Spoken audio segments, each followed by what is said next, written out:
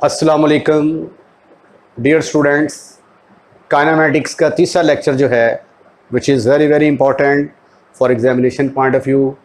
Topic का नाम है tangential and normal component of velocity and acceleration. Important topic discuss करने से पहले अगर आपने हमारा चैनल अभी तक सब्सक्राइब नहीं किया तो प्लीज़ इसको सब्सक्राइब करें और बेल आइकॉन का बटन दबाएं ताकि हर नई आने वाली वीडियो जो है वो सबसे पहले आपके पास पहुंचे। तो tangential and normal component of velocity and acceleration, अगर आप इसके इतने स्पेलिंग देखें, ये वाले स्पेलिंग, तो ये बनता है टेंजेंट। टेंजेंट से निकला है टेंजेंशियल। तो अब हम देखते हैं कि टेंजेंट क्या होता है और नॉर्मल क्या होता है। फर्ज किया कि ये आपके पास कोई एक कर्व है, इस कर्व के ऊपर आपने कोई एक पॉइंट लिया, इस पॉइंट के ऊपर ये टेंजेंट लाइन ड्रॉ की, इसको हम बोलते हैं टेंजेंट लाइन। टेंजेंट लाइन और टेंजेंट के जो परपेंडिकुलर होता है, ये टेंजेंट लाइन, इसके परपेंडिकुलर ये वाली जो लाइन है, ये वाली लाइन, टेंजेंट के जो परपेंडिकुलर लाइन होती है उसको हम बोलते हैं normal line.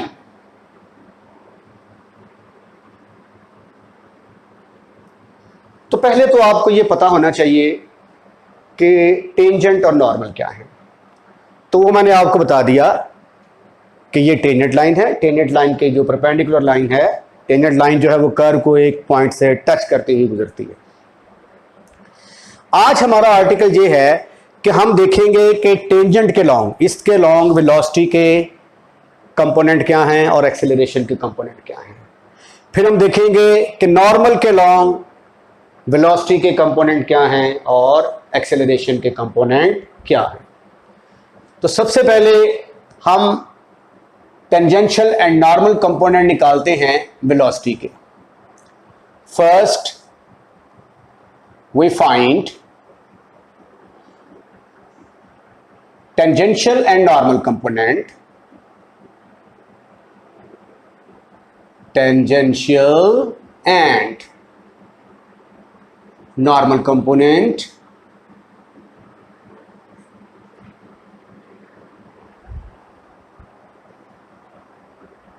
of velocity।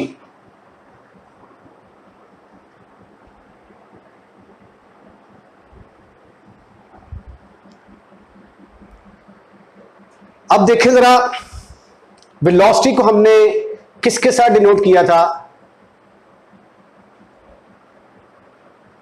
v is equal to D R over D t के साथ डिनोट किया था। ओके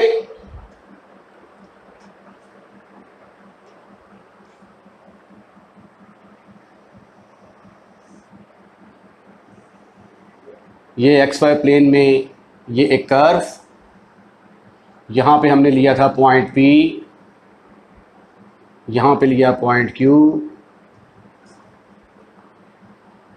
ये बना था हमारा delta R। Delta R change आई थी हमारी टाइम डेल्टा T के अंदर। तो लिमिटिंग केस में जब limit delta T approaches to 0 तो डेल्टा R और डेल्टा T का नाम हमने वेलोसिटी रख दिया था।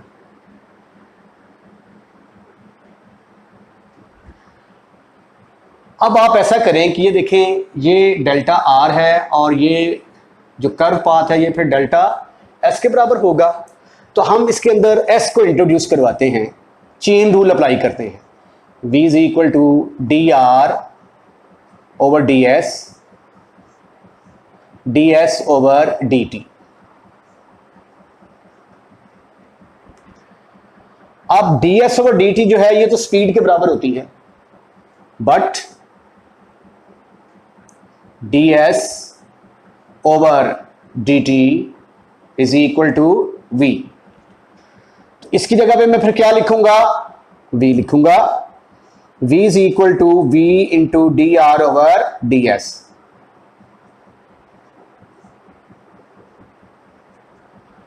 अब यहां पे देखें, ये v बराबर है दो चीजों के बराबर आ गई। ये क्या है? स्केलर है। ये क्या है? वेक्टर है।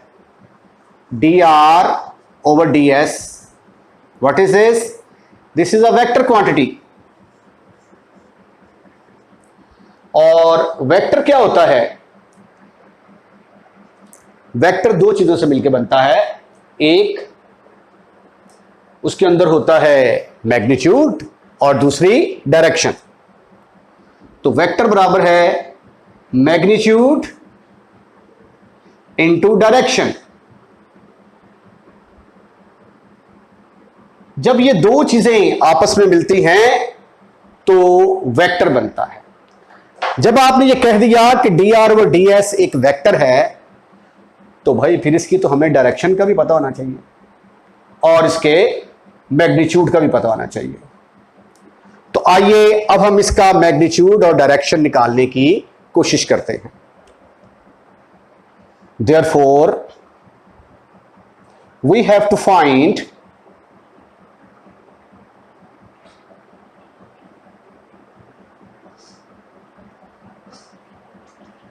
magnitude and direction of dr over ds. dr over ds is equal to, limiting case में ये किसके बराबर होगा? Limit delta S approaches to zero, limit delta S approaches to zero, delta r over delta s बराबर होता है d are over D s. आपको पता है कि फर्स्ट डेरिवेटिव जो होता है ये हमेशा स्लोप ऑफ टेंजेंट को रिप्रेजेंट करता है। तो इसका मतलब ये हुआ कि ये कहां पे होगा? Purely along the tangent.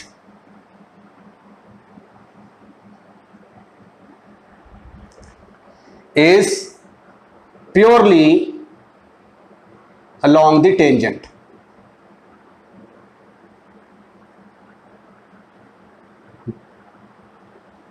जब y एफ ऑफ एक्स का फंक्शन होता है तो dy बाई डी एक्स जो फर्स्ट डेरिवेटिव होता है, फर्स्ट डेरिवेटिव टेंजेंट थीटा, इसको हम क्या कहते हैं? Slope of tangent. ठीक है, तो स्लोप ऑफ टेंजेंट, तो इसका मतलब है कि इसकी डायरेक्शन क्या होगी? प्योरली लॉन्ग दी टेंजेंट। तो जब भी हम कोई डायरेक्शन डिफाइन करते हैं, जिस तरह हमने जब एक्स एक्सिस को डिफाइन किया तो उसके लॉन्ग यूनिट वेक्टर हमने आई लिया। जब हमने वाई एक्सिस को डिफाइन किया उसके लॉन्ग यूनिट वेक्टर जे और जेड एक्सिस के लॉन्ग के। तो अब इसके लॉन्ग भी हमें यूनिट वेक्टर लेना पड़ेगा। तो फर्ज कर लिया कि इसके लॉन्ग जो यूनिट वेक्टर है वो टी है। Let T be the unit vector,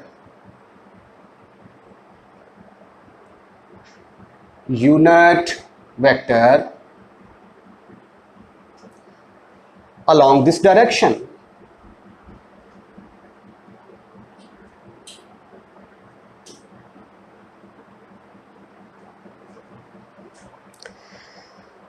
लो जी, हमने इसकी जो है ये डायरेक्शन तो निकाल ली। अब हम इसका मैग्नीट्यूड फाइंड आउट करने की कोशिश करते हैं।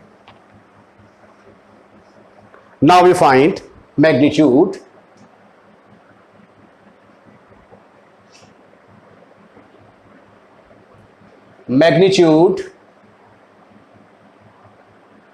of dr over ds. dr over ds limit delta s approaches to 0, delta r over delta s का मैग्नीट्यूड का मतलब dr over ds का मैग्नीट्यूड। अब डेल्टा, ये डेल्टा एस है और ये डेल्टा आर है। ये देखें जरा फिगर में, ये पॉइंट पी है, ये पॉइंट क्यू है, फर्ज कर लिया। तो ये जो है इसको हम कहते हैं डेल्टा आर, और ये कर्व्ड पाथ जो है जिसका कुब निकला हुआ है, इसको हम कहते हैं डेल्टा एस। तो ratio of chord and arc is always equal to 1। ये देखिए, ये कॉर्ड बन रही है ना। कॉर्ड क्या होती है? ऐसी लाइन जो कर्व को दो पॉइंटों से कट कर रही हो, उसको कहते हैं कॉर्ड। मतलब ये देखें, ये पैराबोला है, ये दो पॉइंटों में से पास कर रही है, ये कॉर्ड है, ये सारी कॉर्ड्स हैं, ठीक है। तो ये क्या है? एक कॉर्ड। और ये क्या है? आर्क।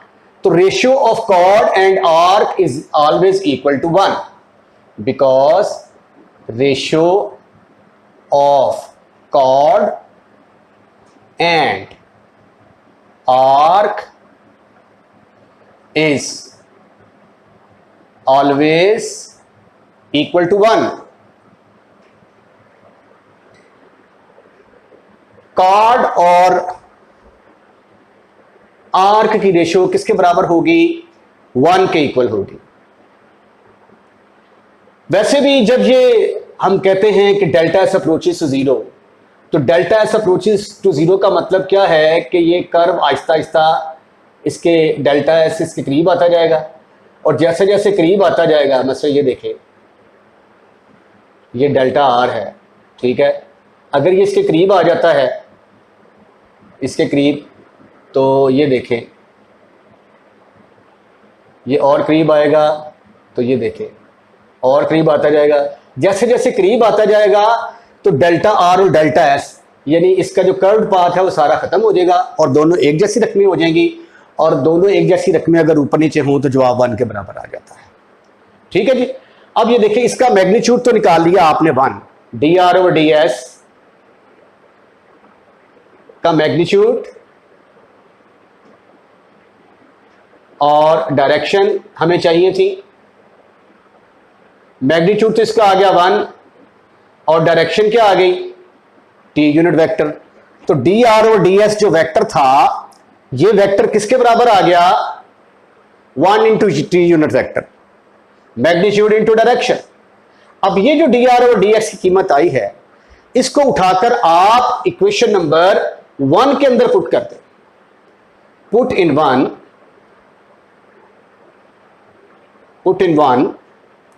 तो v किसके बराबर आएगा? v is equal to v into d are over D s की जगह पे क्या आ गया?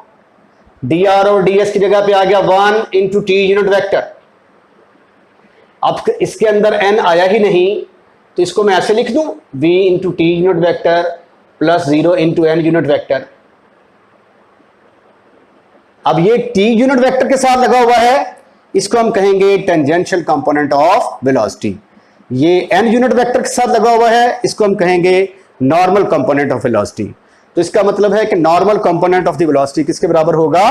0 के इक्वल। v ऐसे लिखेंगे, v t is equal to v tangential component, tangential component of velocity।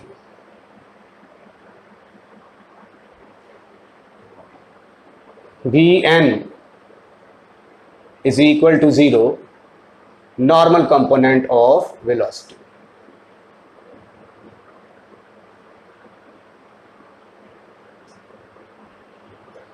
लो जी, आधा आर्टिकल जो है ये कंप्लीट हो गया है। हमने वेलोसिटी के टेंजेंशियल एंड नॉर्मल कंपोनेंट निकाल लिए हैं, और अब हम एक्सेलरेशन के टेंजेंशियल एंड नॉर्मल कंपोनेंट निकालते हैं। वेलोसिटी के टेंजेंशियल एंड नॉर्मल कंपोनेंट तो हमने निकाल लिए, और वेलोसिटी हमारे पास आई v into T unit vector. अब हम tangential and normal component acceleration के निकालना चाहते हैं। तो एक्सेलरेशन के टेंजेंशियल एंड नॉर्मल कंपोनेंट निकालने के लिए क्या करेंगे? हम वेलोसिटी को डिफरेंशिएट करेंगे। ये नाम जो है इसका, अब पता नहीं, पहले मैं 1 2 शायद रख चुका हूं, तो चलें इसका नाम ये रख लेते हैं, ठीक है। Now we find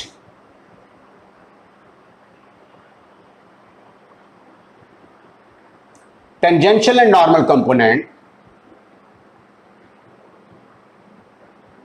and normal component of acceleration.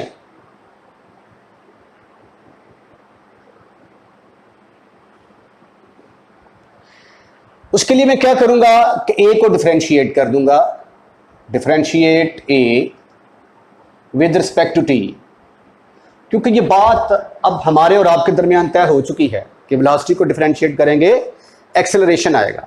तो इसलिए मैं अब वेलोसिटी को डिफरेंशिएट करने जा रहा हूं। dv ओवर dt बराबर है, पहले इसको डिफरेंशिएट किया, इस पर लगेगी f into g form, product rule लगेगा d over dt into T unit vector plus v as it is dt unit vector over dt। Product rule याद है कि भूल गए हुए हो? ये प्रोडक्ट रूल होता था, d over dt f into g बराबर होता था f into d g over D t plus g into d f over D t. ये प्रोडक्ट रूल का मैंने इस्तेमाल किया है इसको डिफरेंशिएट करने के लिए। मैं इसको f इंटू जी फॉर्म कहता होता हूं, ठीक है। अब यहां पे देखें, टेंजेंशियल कंपोनेंट तो हमें इसका मिल गया, लेकिन नॉर्मल कंपोनेंट का भी कोई वजूद नजर हमें नहीं आ रहा। तो अब हम क्या करेंगे कि यहां से नॉर्मल वेक्टर को इंट्रोड्यूस करवाने की कोशिश करते हैं।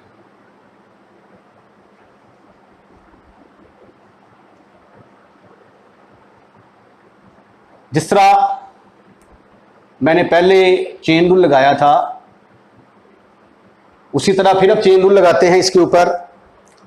अब ये देखें, ये आपके पास एक कर्व सी ए बी जिसके लॉन्ग पार्टिकल मूव कर रहा था। ये यहाँ पे एक मैंने पॉइंट पी लिया, उस पॉइंट के ऊपर ये मैंने टेंजेंट ड्रॉ कर दिया। अब ये जो टेंजेंट लाइन है ये एक्स एक्सिस के साथ एंगल साई बना रही है। Let us suppose that let a tangent line makes an angle psi with x axis.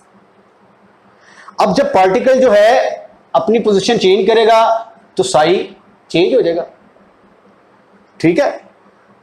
तो with the passage of time Sai की वैल्यू चेंज होती जाएगी। तो इसलिए हम साई को भी लेके आएंगे। इसी तरह एस जो है जिस तरह पहले था, जैसे जैसे आर चेंज होता जाएगा एस भी जो है उसके अंदर चेंज आती जाएगी। तो इसलिए दोनों को यहां पे मैं इंट्रोड्यूस करवाऊंगा again by chain rule, again by chain rule.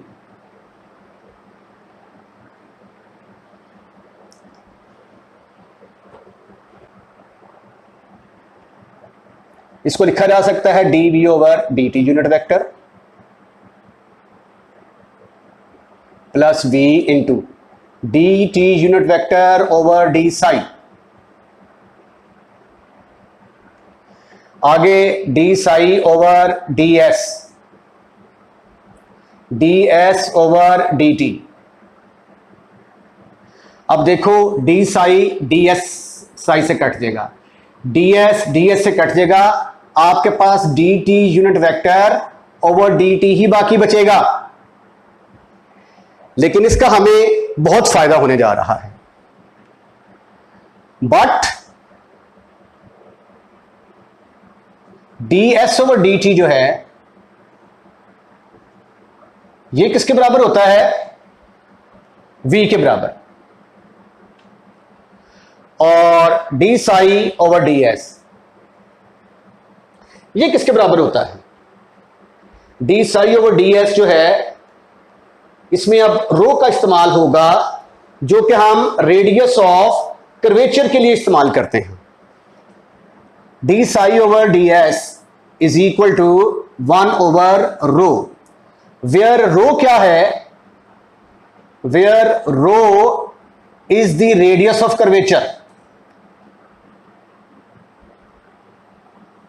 Radius of curvature. अब ये सारे प्लेन कर्व के रिजल्ट्स हैं, क्योंकि प्लेन के अंदर हम मोशन को डिस्कस कर रहे हैं तो प्लेन कर्व के रिजल्ट्स बहुत इस्तेमाल हो रहे हैं। तो मैंने कहा था मैं आपको साथ साथ बताता जाऊंगा। ds ओवर dt v के बराबर आ गया। d psi over ds 1 over rho के बराबर होता है।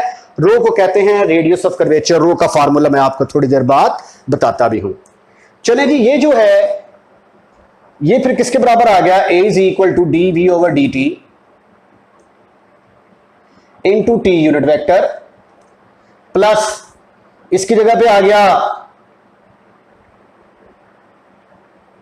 v, ds ओवर dt की जगह पे आ गया v, इसकी जगह पे आ गया 1 ओवर रो dt unit vector over d psi। इसकी जो है ये कीमत निकालना अभी बाकी है। इसका नाम रख देता हूं मैं नंबर बी। आइए अब इसको थोड़ा सा डिस्कस करते हैं।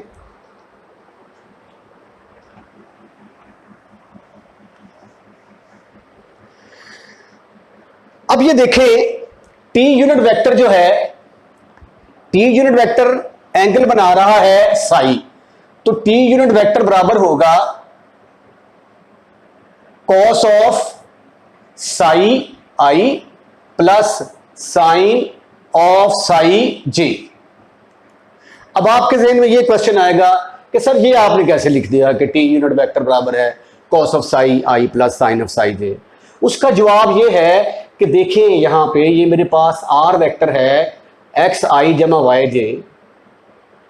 इसके पोलर कोऑर्डिनेट होते हैं x is equal to r cos of theta, y is equal to r sine of theta. यहां पे आर जो है वो एंगल बना रहा होता है एक्स एक्स के साथ, वो थीटा बना रहा होता है। तो आर वेक्टर किसके बराबर आ जाएगा फिर? R cos of theta I plus R sine of theta J. तो आर यूनिट वेक्टर किसके बराबर निकल आया? A vector divided by its magnitude. तो जब इसको आर के साथ डिवाइड करोगे तो ये आ जाएगा cos of theta I plus sine of theta J. तो अब ये देखें, आर जो है ये एक्स एक्सिस के साथ एंगल थीटा बना रहा था, तो जवाब आया यूनिट वेक्टर का cos of theta I plus sine of theta J. Unit vector है ना, इसका मैग्नीट्यूड लेके देखो 1 आएगा, इसका भी मैग्नीट्यूड लेके देखो 1 आएगा। Cos square psi plus sine square psi is equal to 1। ठीक है, तो ये किसके बराबर आया? कॉस ऑफ ये वाला एंगल जो एक्स एक्सिस के साथ बन रहा था, साइन वो वाला एंगल जो वाई एक्सिस के साथ बन रहा था। तो यहां पे चूंकि एंगल साई बन रहा है, इसलिए cos of psi I plus sine of psi J. अब मुझे क्या चाहिए? मुझे तो इसका डेरिवेटिव चाहिए, D T unit vector over D psi. इसको मैं डिफरेंशिएट करूंगा विद रिस्पेक्ट टू साई।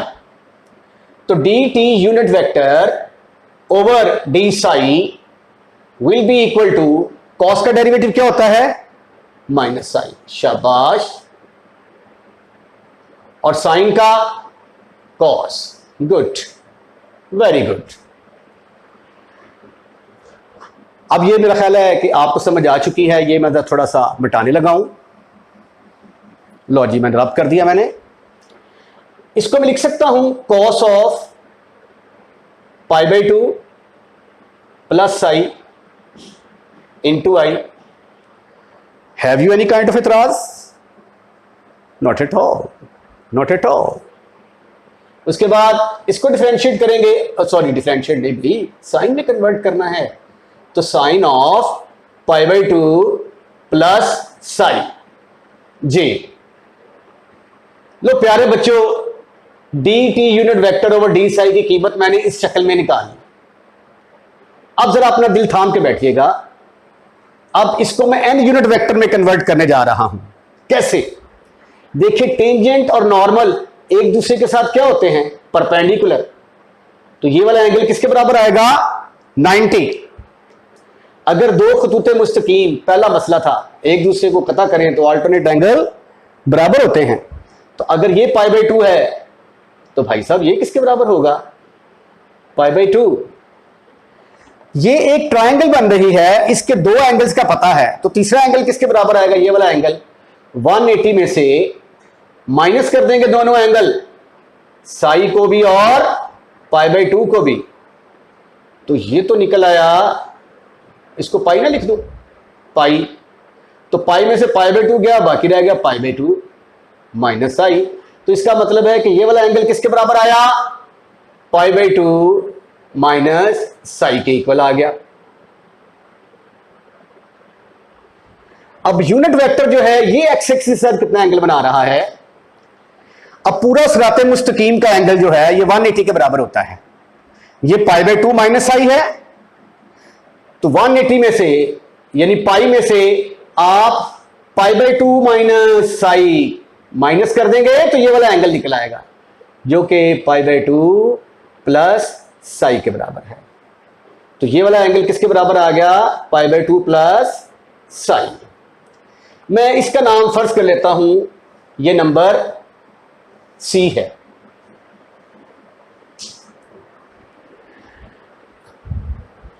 लो जी प्यारे बच्चों, फिगर में से अब एन यूनिट वेक्टर किसके बराबर आएगा, अब एन यूनिट वेक्टर चूंकि π/2 प्लस साई का एंगल बना रहा है तो इसलिए ये बराबर होगा cos of π/2 plus psi into I plus sine of π/2 plus psi into J. ये इक्वेशन नंबर आ गई D. From C and D, C and D भाई देखिए राइट हैंड साइड बराबर है ना, सेम एक जैसी, cos π/2 plus sine, cos π/2 plus sine, sine π/2 plus sine. ठीक है, तो फिर लेफ्ट हैंड साइड भी बराबर होंगी, D T unit vector over D Sai किसके बराबर होगा, एन यूनिट वेक्टर के बराबर होगा। तो मैंने इसी की कीमत निकालनी थी और ये नॉर्मल डायरेक्शन है, मैं यहां पे पुट करूंगा तो मुझे नॉर्मल डायरेक्शन जो है वो एक्सेलरेशन की मिल जाएगी। पुट इन बी, तो ए बराबर आ गया dv over dt into T unit vector plus v square over rho बन गया into N unit vector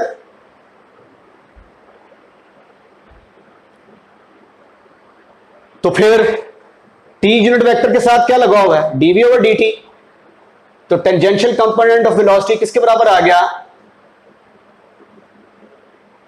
tangential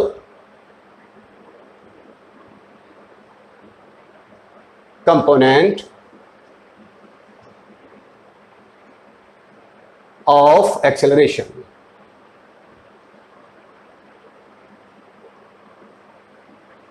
normal component किसके बराबर आ गया, v स्क्वायर ओवर रो, क्योंकि n यूनिट वेक्टर के साथ लगा हुआ है ना, तो अगर n यूनिट वेक्टर के साथ लगा होगा तो नॉर्मल कंपोनेंट कहलाएगा। v square over rho is the normal component of acceleration.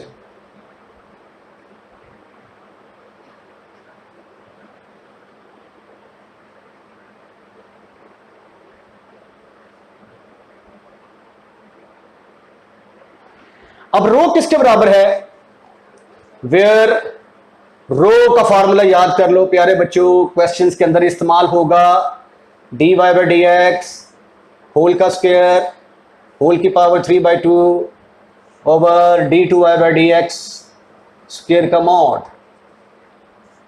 ये है जी रो की वैल्यू, और ये था topic tangential and normal component of acceleration. उम्मीद है कि जब आप इसको करेंगे इसमें कोई प्रॉब्लम आपको पेश नहीं आएगी। अपना ख्याल रखिएगा, इंशाअल्लाह ताला मुलाकात होती है हमारी अगली वीडियो में।